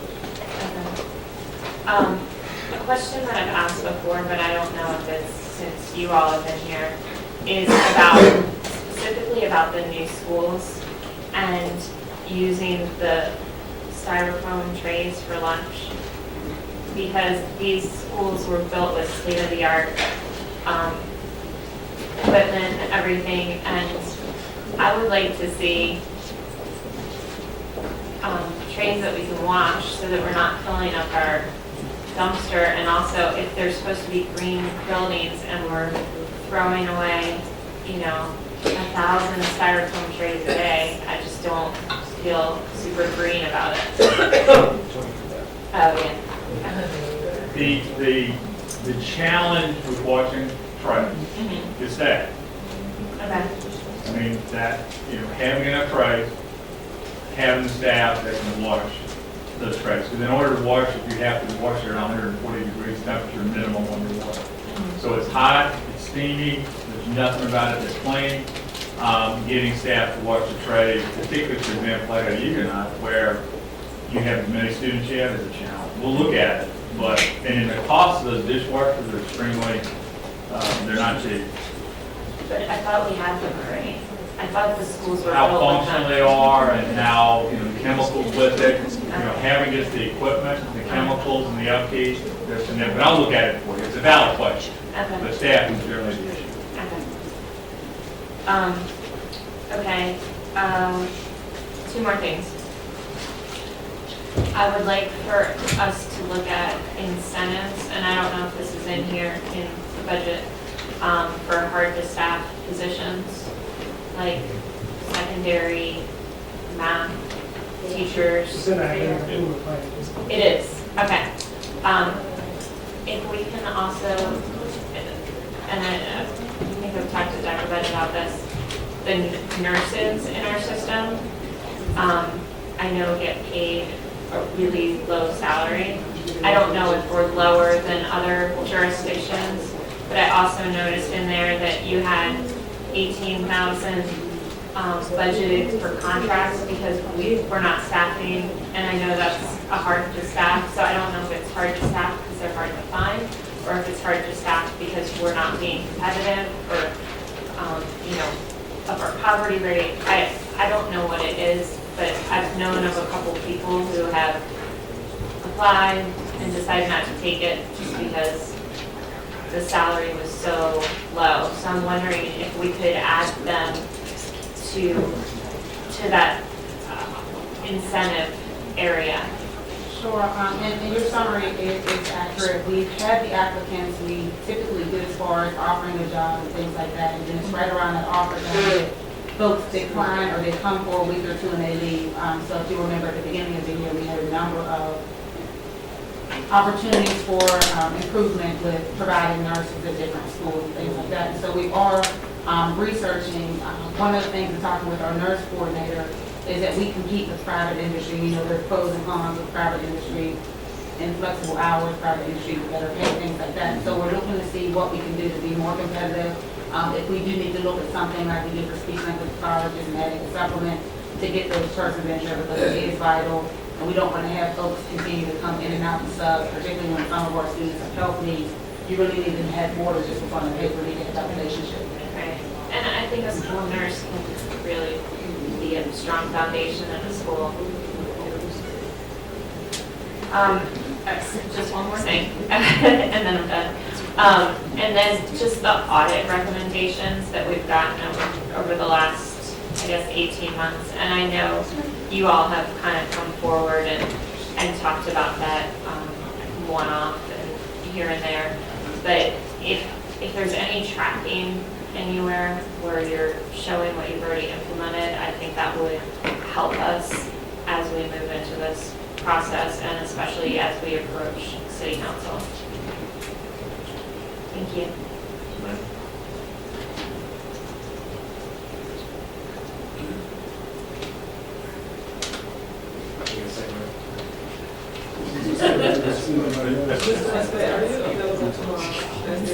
He was here all early.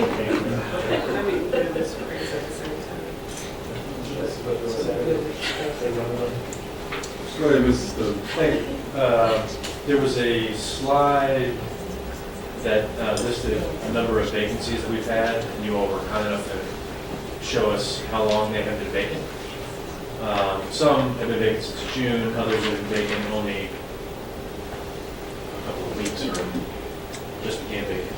Would it be possible to see what the total savings would be if we were to not fill any of those vacancies? And then maybe dial it back and tell us what the savings would be if we did not fill vacancies that are 2 months or older, something along those lines? What you would consider something that's not, if there's a vacancy and there's an immediate need, it's going to get filled, but if there is some period of time that's gone by and hasn't gotten filled, is it something that can be eliminated or just looked at and eliminated? Just seeing what those savings might be would be helpful. Okay. We'll ask the staff to also provide you with an impact statement of what it would mean if we eliminated those positions. Okay. Sure. Could be that they're being filled with part-time or substitute. Okay. Some of those vacancies that we're using for contract services because we can't fill the position, so the funds will revert to contract services in some cases, like the very first one on there, thank you, second one. What was it, what was the second position on there? Second position on the list Yeah, is teacher 10 months. what was the first one? Librarian media specialist. Oh, I'm sorry, that's a long list. First one on there is speed test out. There it is. Second So, is teacher. hard to fill, hard to find. The reason it's vacant is because we also would contract with services in some cases I like see. that. Okay. So we typically do a budget transfer from the salary and that lines to the contracted services. Okay. Well, it'd be helpful to just see what the savings would be, what the impact would be, and how we could make it for us. Okay. You just want to follow up? You also had another slide that showed what mandatory minimum work hours were for all of the metro area school systems, and we were the lowest with 7 mandatory minimum hours.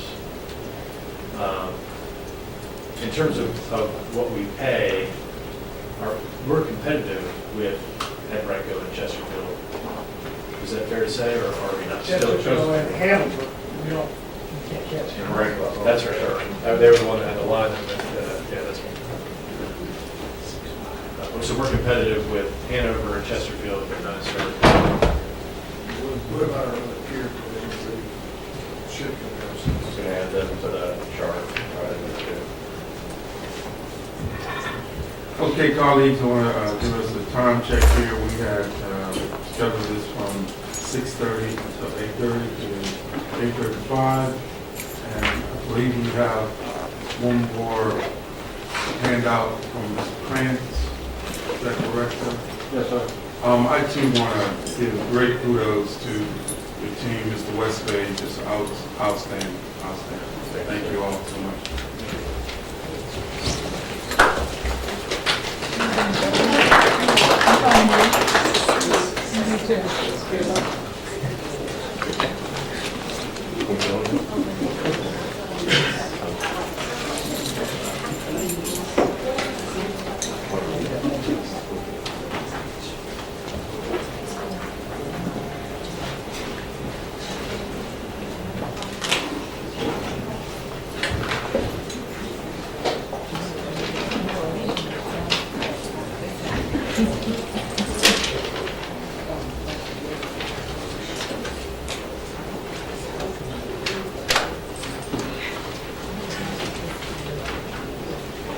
So what I wanted to do was, over the weekend, I received an email from the city councilman requesting a list of CIP projects that could be done, at least encumbered this year, and the majority of which could be completed before the start of the FY16 school year. So what you have there is a list of CIP from our 2016 schedule that was presented at the last board meeting, with the exception of the John Marshall roof that was projected out in 17, as well as going to be done in stages. I brought it all in and we do it all at one time. So other than that, all the other projects on there you saw on your FY16 list, and they also were on the list on the FY15 reprioritized list. And that matter was tabled at the city council meeting earlier this week. So it is scheduled to come back up on February 23rd meeting potentially.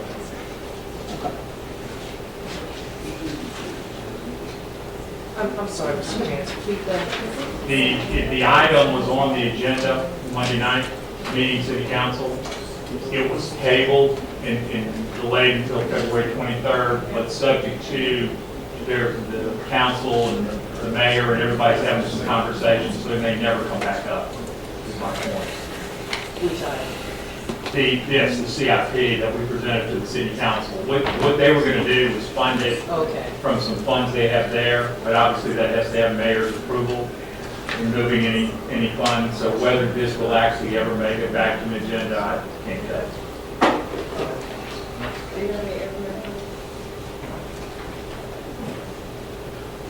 Okay, thank you, Mr. Krantz. No one Oh, else. no, she has a question. I was gonna ask earlier with regard to the trailers that are currently in the south side, have you done any study to find out how much longer we might need them?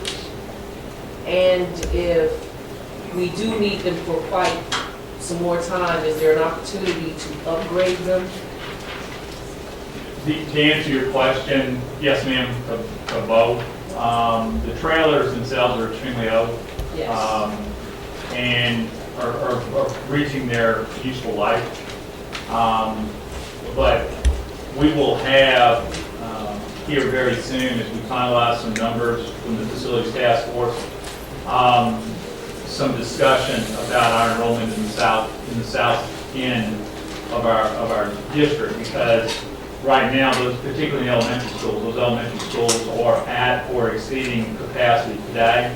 As we look at where the projections will be for next year and beyond, we'll have to have some discussion between the administration and the board as to which direction we want to go to ensure that all our students have a good, safe, sound, and educational environment.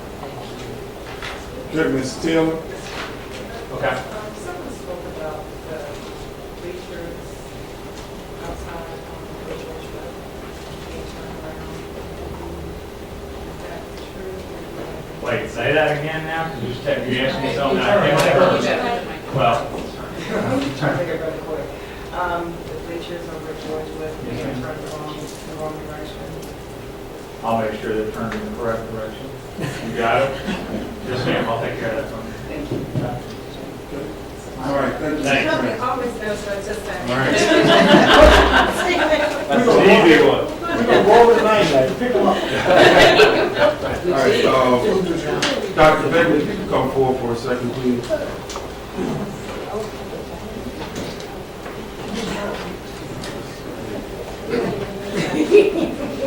I just, I want you to share with my colleagues, you were talking to me earlier today about a way we could look at this budget and domino effects. So if everybody could really pay attention on this, I think it's real important.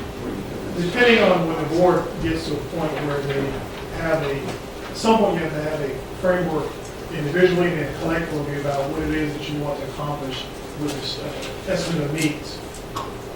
Because if there is a desire to send something different down that's lower, every individual line item won't get you there depending on what you're trying to target. You'll be spending a lot of time. You're really going to have to look at a change in services in many cases. For instance, an example is whether or not we will continue the K-3 class size reduction would be, and that's why they outline in those slides, how much money we're putting out to do that versus how much we're getting.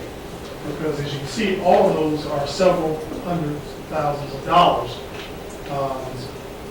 So I would just tell you that as you look at this process and try to make it not as painful for you, be thoughtful about programmatic aspects of what you're doing. For instance, we know that there was an interest and commitment to performing in fine arts. And we have had prior to getting Chris and Joe,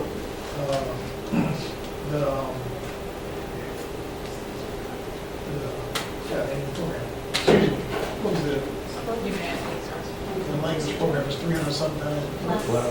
Elementary. Yeah. foreign language. And then we don't have a true systemic foreign language approach, but it's costing us twice as much than what we project. It's now approaching $400,000. Are you So, talking about the Spanish? Spanish, yes. Excuse me? 700,000, yes, twice as much. So that's an example of a programmatic decision has to be made. Either you want to keep it, but then the conversation is, do we do it the same way, or we need to do it another way, because we're not sure we're getting equity of opportunity. The way, so you may say, we want to keep this, but we got to get more students access to make it a good return on investment from that end. You might want to consider too, programmatic-wise, thinking about questions with regards to anything that could be a multi-year process. So you may say, I want it, but this line item is so big for 1 year, can we phase it in or not? That type of, does that make sense? Then, Steph, So you reference the K-3, or you reference it as separate or together with the foreign language? Separate. Okay. That's So when one you say example that separate- was shown on the slide. The state gives you money for K-3 class size reduction, but they don't give us enough. So we're spending more than what they project we should spend just to get the benefit of it. So like she gave an example, and I know you're at the meeting, that benefit costs, they'll list it at $4,000, but our lowest benefit cost is $7,000. That's all So- broken down in this? yes, Yes. yes, she's got it, it's a specific So you slide. may have to make some decisions about that program. Do we sustain it, do we keep it, or is that a place that we want to get different? Okay, Ms. Steph? Dr. Ben, following up on that, is there any correlation between this foreign language immersion and the possibility of us bringing in Mandarin and teaching the children that language beginning at pre-K? I mean, we don't do that now. The one thing we asked in here was to actually, like we did last year with fine arts, to eventually put back in a instructional specialist foreign language so they can start looking at the systemic approach. We have no one who pays attention to how do you build equity of opportunity within our district. Like Christy Joe's now trying to figure out how do we build a continuous platform. It may not be every grade, but at least you can talk about kids being exposed to something at every level. Okay, And data's not based on your zip code. okay, That's part of my concern, that it should be, at least from a systemic standpoint. okay. And that was a request from the instructional specialist to get that position and start working on that. And if I can follow up, in looking at the programs, I received a list, which I'm very thankful for, of the various programs that are in some of the schools in the 9th district. It didn't have any cost. Is there any, does it make sense to look at whether or not they actually, are they adding any value to the children? And is there a cost that maybe we could associate that says, okay, yeah, this is the financial benefit of this? We, in general, all the partnerships, we have one person shop, that she's slowly picking away, we're trying to build the MOU platform for all partners. We also have established metrics that say you're supposed to deliver this. Now, there are a couple programs that have either been discontinued already or modified because we saw no evidence, whether it was paying for it or just voluntary. In one case, it was concerned that whether it was really benefiting at appropriate grade level and actually hurting us potentially academically. So we could redirect the resource somewhere else. So I would ask her to include in there not only the metrics, but also if there's a way to say, are we actually paying for this or someone else paying for us? Okay. So I did not ask, to be honest with you, never asked Mrs. Miller to look at what we're paying. It's more so, I want to understand what we agreed we're going to do, what they're going to do, and then what's the measurement for success, whether it was a cost or not, because we don't want you running around the building anyway if it's not having any benefit to us. And just my last one, I promise it's my last one. In looking at the sheets, we have several people doing several things, and some of it looks a little duplicative. So for instance, and I'm just using CIS as the example, we actually pay that service. Are we going to take a look at the fact that you may be getting the same service for free, and then maybe we could reduce what we pay. Well, I'll tell you that the return on what they put in and what we get out is way bigger. We pay about $275,000 for CIS, and their operation is way larger than that. So we've maintained flat and not added any more number of years. Okay. So we kind of really held the line and just said, even when they've added coordinators, site coordinators to position, they've actually had to go find a way to help us do what we haven't had. Like the expansion for the 3, I think this year, they were raised for the money. Okay. So Well, we didn't add any more. I just want us to be mindful of duplicative But the services. service piece, yes. Okay. Okay, colleagues, one of the things that, again, I think we need to really pay attention to will be the work that we do before we get to these meetings. I believe Mr. Westphal and his team are going to have spreadsheets and all those things where we can invest before we actually get here to the meeting to help our meetings move along a little more swiftly. With the agenda, we did have to discuss the board governance training. We're actually going to do that at our next board meeting. Your spreadsheet's going to come out tomorrow. And the spreadsheet will be ready tomorrow. Okay, thank you very much. The meeting stands adjourned. It's adjourned, but colleagues, everybody, make sure you see me before you go. Thank you. One by one. Run.